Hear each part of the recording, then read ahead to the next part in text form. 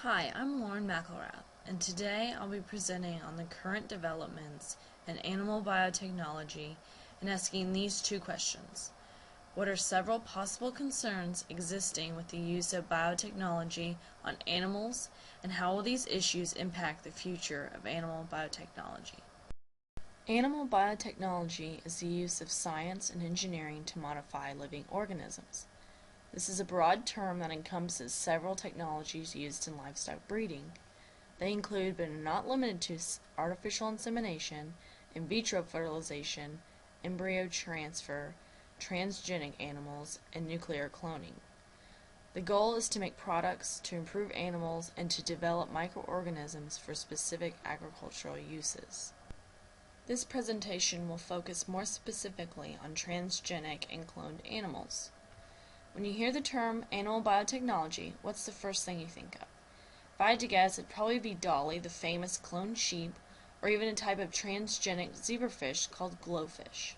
These two examples of animal biotechnology include creating transgenic animals, which are animals with one or more genes introduced by human intervention, like the glowfish, and producing nearly identical animals by somatic cell nuclear transfer, like Dolly.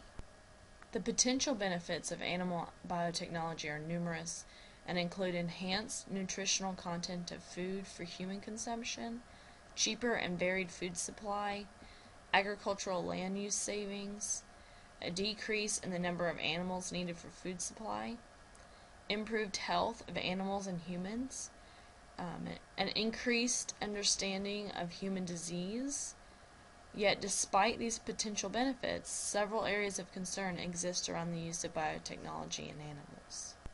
The first concern is food safety. One of the main questions asked about the safety of food produced through animal biotechnology is it safe to eat?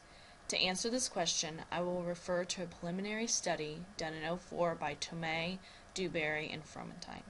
The purpose of this study was to expose the nutritional value of milk and meat products derived from cloning and compare those results with the nutritional value of the traditional products. 4 groups of 8 Worcester rats received for 3 weeks of a cow's milk-based diet or a cow's meat-based diet, prepared with milk or meat obtained from either control animals or from animals derived from cloning.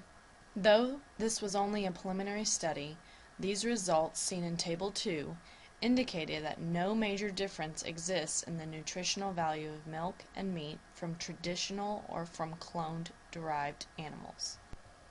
Another food safety concern revolves around the potential for new allergens to be expressed in the process of creating foods from genetically modified animals.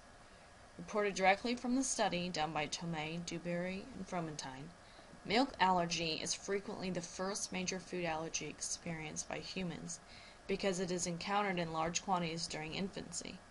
Food allergies are not a new issue, however, it may be difficult to anticipate new allergens because they are only detected once a person is exposed and starts to experience reactions. The next major concern surrounds the negative impact on the environment.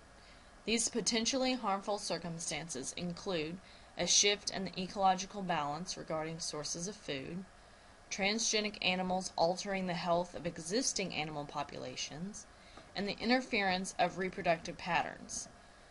In fact, this is such a concern. In 2003, the National Research Council developed a report for the FDA expressing great concern for the natural environment. The NRC report addressed the impact of genetically engineered insects, fish, and other small animals on the environment if escaped or released from captivity. This could cause potential reproduction problems. For example, if transgenic salmon were introduced into the wild, they would dominate the food and mating department, eventually causing wild salmon to disappear. The last major concern I will discuss is animal welfare. It is perhaps the most controversial debate regarding animal biotechnology and the animals themselves. It's been noted that animals might actually benefit from the use of animal biotechnology. An example is improved health. But the majority of the debate is about the known and unknown potential negative impacts to animal welfare through the process.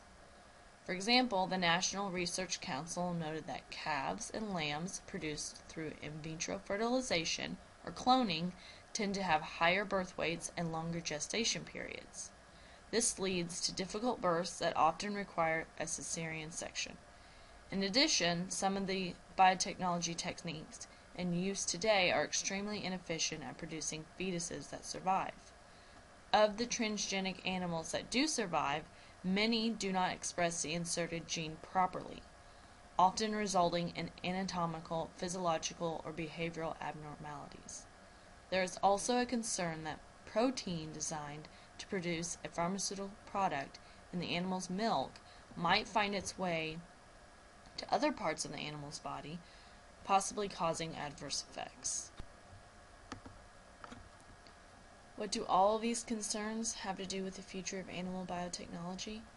Well, as of January 15, 2008, the Food and Drug Administration released 3 documents stating that meat and milk from clones of adult cattle, pigs, and goats and their offspring are as safe to eat as food from conventionally bred animals.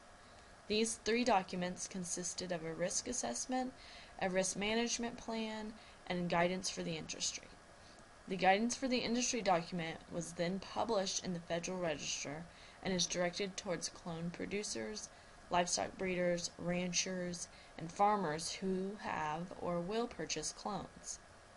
It provides the agency's position on the use of clones and their offspring in human food or animal feed.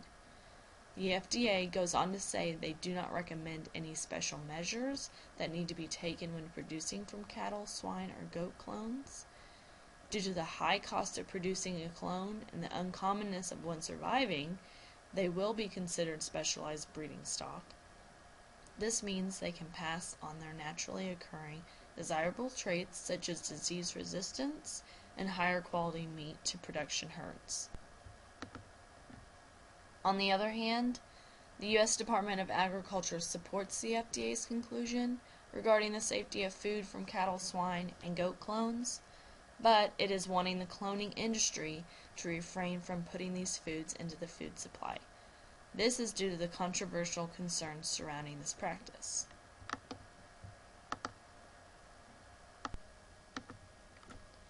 With concerns about future labeling or labeling at all, the FDA is not recommending any additional labeling to food derived from adult clones and their offspring. The current law states only if there is a safety concern or if the composition of the food is different in any way, labeling is not permitted. With that said, through the previously mentioned risk assessment done by the FDA, no safety concerns have been found, and there is no material difference in food from clones versus food from conventionally bred animals. In fact, the FDA tested and found essential milk components from dairy clones mimicked those sold every day. The same components existed in both materials. This gave the FDA cause to say that the use of labeling to distinguish between milk produced from clones and milk produced from conventional animals does not need to be done. In the end, it is a question of whether the benefits outweigh the costs, or for example, the pain and death of a single animal outweighs the development of biotechnology.